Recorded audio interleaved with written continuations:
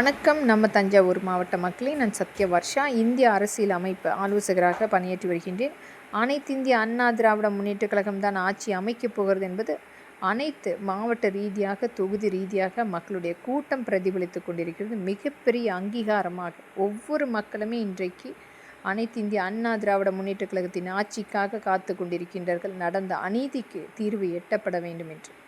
குழந்தைகளுக்கும் பெண்களுக்கும் நடந்த அநீதி என்பது 35,000 பெண்கள் கற்பழிக்கப்பட்டு வழக்குகள் பதிவு செய்திருக்கின்றார்கள். குழந்தைகள் 18,000 குழந்தைகள் கற்பழிக்கப்பட்டு வழக்குகள் பதிவு செய்திருக்கின்றார்கள். நடந்த அநீதி ஈடுகட்ட முடியாத இழப்பு. ஆனால் அந்த முதல் தகவல் அறிக்கை கூட வெறும் கண் துடைப்புக்காக, குற்றவாளிகளுக்கு சாதகமாக, பாதிக்கப்பட்ட மக்களுக்கு எதிராக பதிவு செய்த அனைத்துமே மறுபரிசீலனை கண்டிப்பாக எடுக்கப்படும். இன்னும் இவர்களால் விரட்டியடிக்கப்பட்ட, துரத்தப்பட்ட அனைத்துமே அதற்குரிய தீர்வுகள் எட்டப்படும். நம்பிக்கையுடன் காத்திருங்கள் மக்களை. இன்றைக்கு நடக்கும் அனைத்து அநீதிக்கும் அனைத்து இந்திய அண்ணா திராவிட முன்னேற்ற கழகத்தின் ஆட்சியில் தீர்வு காணப்படும். அதிலும் அண்ணா பல்கலைக்கழகத்தில் நடந்த அந்த மாணவிக்கு நடந்த அநீதி என்பது இந்த உதயநிதி தான் காரணம் என்று தெரிந்தால் கூட ஊடகங்களும் அரசியல் அமைப்புகளும் மௌனம் காத்து கொண்டிருக்கின்றார்கள். உச்சநீதிமன்றம் இதற்குரிய தகுந்த நடவடிக்கை கண்டிப்பாக எடுக்க வேண்டும்.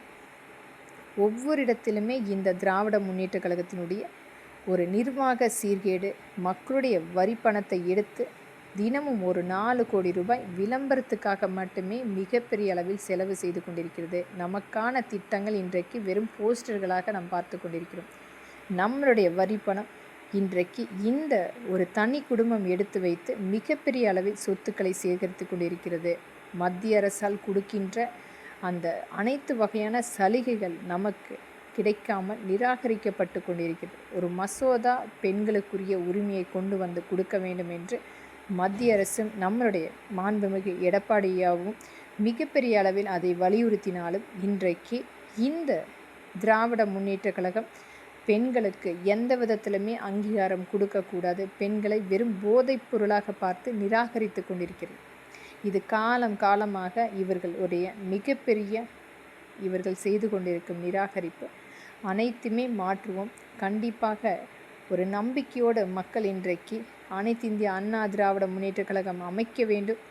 ஆட்சி அமைந்தால் மட்டுமே இதற்குரிய தீர்வு எட்டப்படும் என்று மக்களும் காத்து கொண்டிருக்கின்றார்கள். ஆனால் இந்த குடும்பம் மீண்டும் விளம்பரங்கள் செய்து எப்படியாவது ஆட்சி அமைக்க வேண்டும் என்பதற்குரிய முழு முயற்சியாக ஒவ்வொரு இடத்திலுமே பொய் விளம்பரங்களை அடுக்கி கொண்டிருக்கிறது.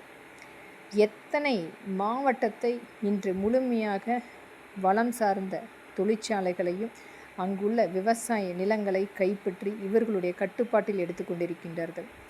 இந்த 5 ஆண்டில் மக்களுக்கு முழுமையாக வனவாசத்தையே கொடுத்த இந்த திராவிட முன்னேற்ற கழகத்தின் ஆட்சி தொடர வேண்டும் என்று மக்கள் தீர்மானிக்க வேண்டும். ஒரு நிர்வாக சீர்கேடு இன்றைக்கு அனைத்து மக்களுடைய தலையிலும் ஒரு மிகப்பெரிய கடன் சுமை.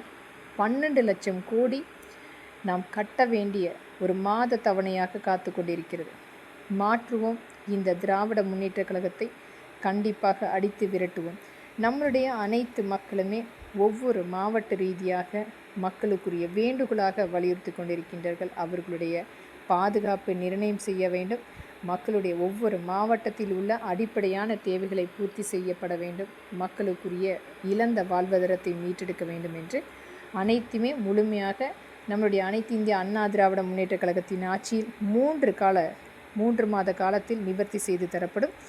தஞ்சாவூர் மாவட்டம் சார்ந்த விவசாய மக்களுடைய நீண்ட கால கோரிக்கையாக அந்த நெல் கொள்முதலுக்கு தாமதமாகிறது. அனைத்துமே நிவர்த்தி செய்து தரப்படும். உடனுக்குடன் அறுவடை காலகட்டத்தில் இயந்திர பற்றாக்குறை அனைத்துமே நிவர்த்தி செய்து தரப்படும்.